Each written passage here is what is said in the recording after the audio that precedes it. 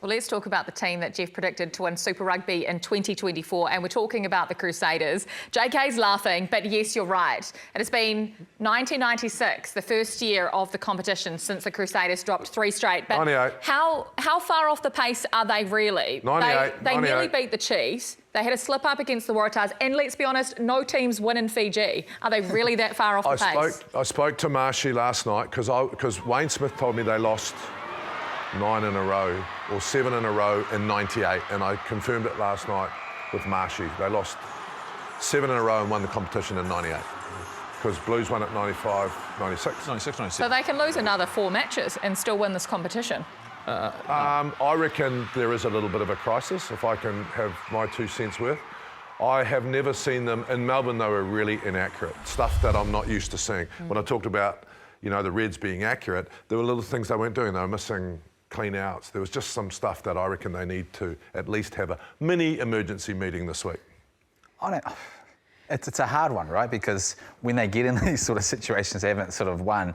They've had a nucleus of guys that have been there and sort of been in that position, and sort of then they've got themselves out of it. They've got a new coach. So important for a coach to sort of stay in there with Rob Penny, but also guys coming back. You still got to remember there's some very important guys that sort of, you know, Havili's a big one, right? And he will make a massive difference, and particularly when you got youngsters in there with Taha and the halfback sort of pairing. I mean, Hines was picked this week, but a couple little wee changes, and they're a different team. How long before they put David Havili in at 10 to start? For the last 2 weeks, he's moved there around the 60-minute mark. Well, it's a hard one. I mean, this is what Rob will have to sort of ponder. The fact that do you steal it up? And I think they probably need a little bit more control. But the youngsters that they've got there, I mean, it starts up front, and that's where they're possibly not winning. They're not as accurate as they have been in the past, and that's where they're going to get. But it is. It's only round 3. I don't want Havili at 10. Full stop. He's like our All Black 12 or 13. So I want him playing there. Like putting him in as a...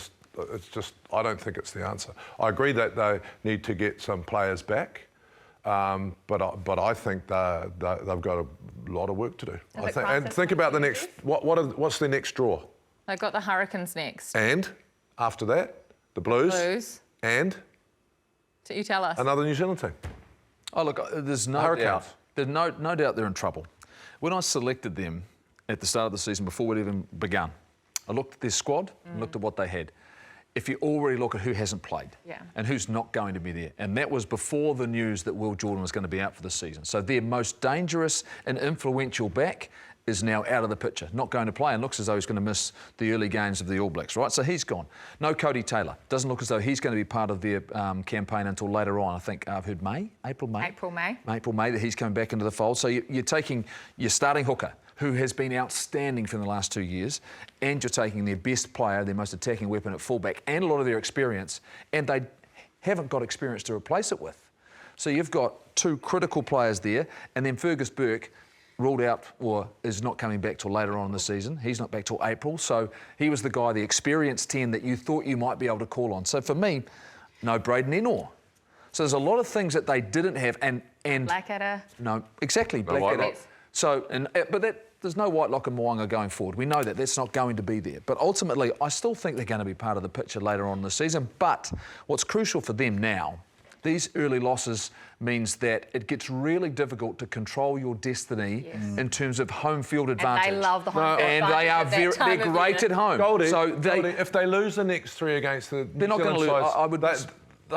It's just about impossible, I bet. Well, So I reckon this is the biggest month. Are you saying if they make the playoffs, they can't win? No, of course they can win, mate. I'm not saying that. What I'm saying to you is that they're not playing well, and they've got 3 derbies coming up. Is it 3? I'm pretty sure it is. And if you don't win those, man, it's going to be a hard run through. But it's not necessarily over, is it, Jeff? You'll be able to tell us how many games can they lose and still make the 8. The Highlanders were an example of this a couple of years ago. You can still make the 8 even if they drop 7, 8 matches throughout the season. Win the Australian games. It's just for them right now. It's controlling all of a sudden controlling their destiny, which they've done so very well up until now. Their streak was about the fact they got the controlling home field advantage. And then when they had to win one big one away, they were able to do that. Look, I'm not saying it's over. No, What I'm to be saying fair, mate, it's just getting harder every week. To be fair, I'd never write them off. No, and I don't want them to go badly, believe it or not. But I'm not...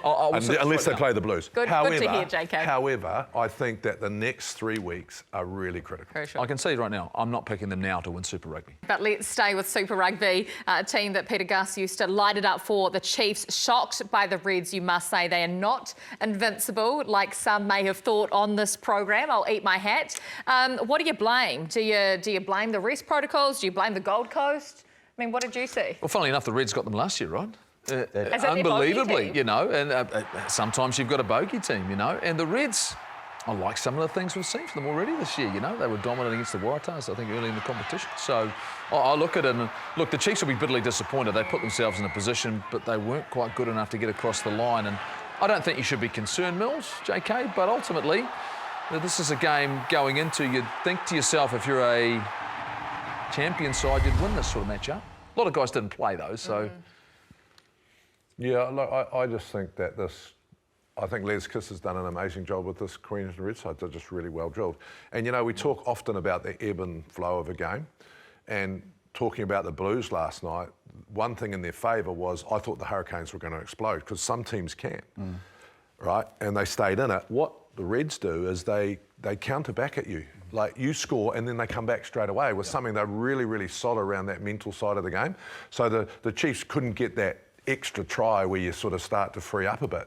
So I wouldn't write, I think something special about the Reds, just hard working. I think something that sort of come out of this weekend is, you know, how hard it's going to be later on. I know I mentioned round 18.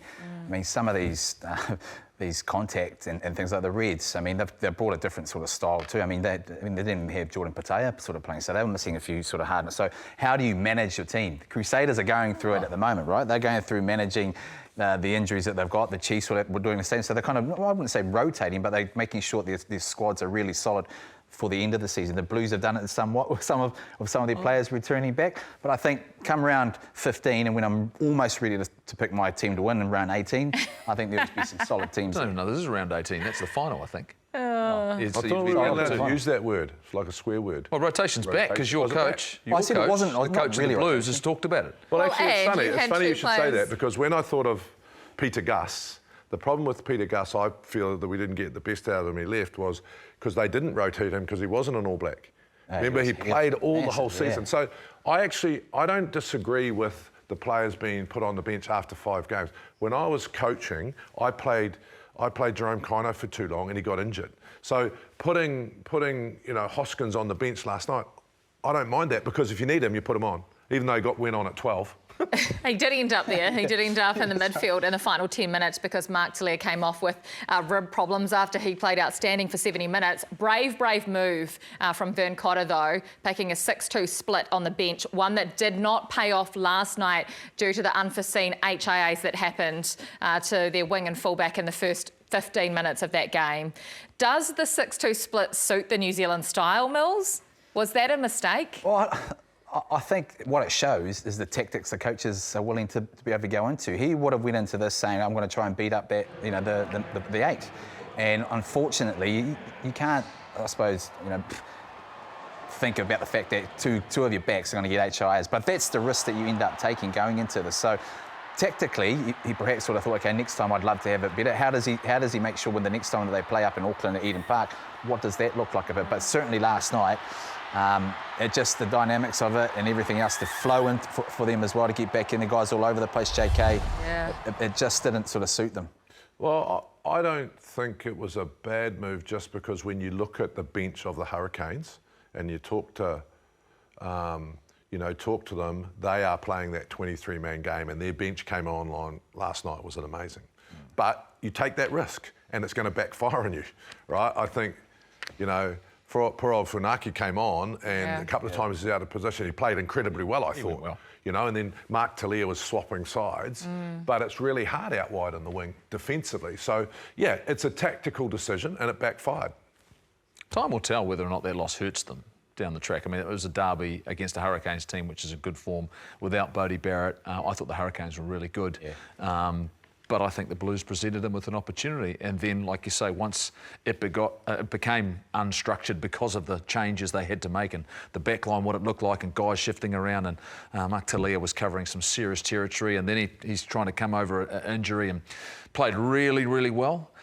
But you made a mistake in your early days coaching for the Blues, and you admitted that, the fact you made too many changes to stop, and it stopped your momentum. Totally. You made it, and for me, I think it's critical. And when I watch Mark Talia, and yes, we're getting used to seeing this because we see it every week, Mills. Yeah.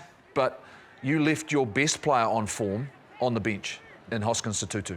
And he came on, and his job, the impact he could was made harder by the fact what he was playing with around him. It wasn't like it was settled. So for me, I think it was a mistake. But time will tell whether or not they get punished because of it. I've seen a different side to Hoskins, though, when he came on. He'd almost sort of I want to go out there and absolutely, smash my body, because of the fact that it did get sort of, how to scale.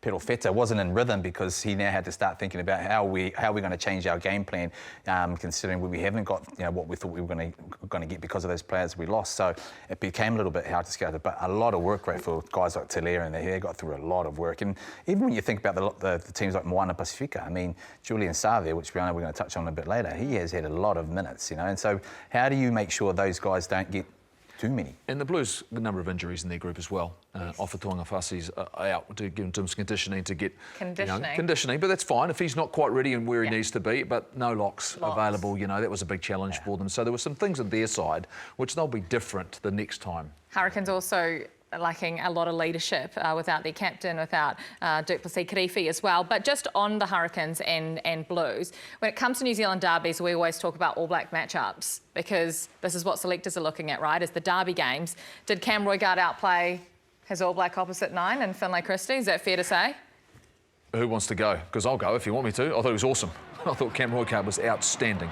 Dangerous every time he ran, through the middle of the park, so strong. This is a threat that you need in the international game now. You cannot just pass. I thought he was brilliant. I'm looking forward to seeing how he continues to build on what he's done last year. He came in at the start of the season on fire in terms of his conditioning. He looks great.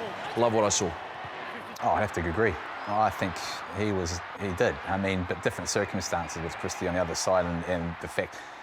What I love about it is the fact, last year he was an All Black. Yeah. They need to step up another level this year. You're seeing a guy that has really matured, and the taste of that All Black sort of jersey has now got him out to be a leader. He's coming back on the back end of the fact that TJ Perenara is now also sort of, sitting around as well. Yep. But he went to another level last night. He was definitely, he definitely outplayed Christie.